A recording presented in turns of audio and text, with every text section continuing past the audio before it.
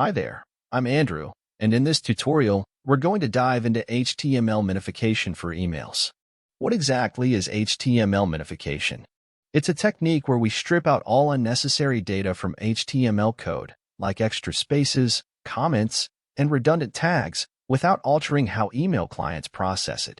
This slimming down of the code helps to speed up the loading time of your emails significantly.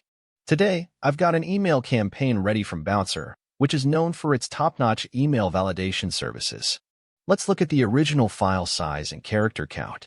Down here, it shows the file is 20 kilobytes and contains 20,566 characters. Our code editor is set to beautify HTML by default, making it more readable but also increasing the file size and character count. Originally, Bouncer's email was minified. So let's go ahead and reminify it. We'll click on Tools, and then select Minify HTML. And there you have it. The HTML is now compacted. All the extra spaces are gone, shrinking our file size down to just 15 kilobytes and reducing the character count to 15,433. That's a 25% cut in size. In summary, HTML minification trims down your email size, helping it to use less bandwidth and load faster on your customers' screens, while also reducing your carbon footprint.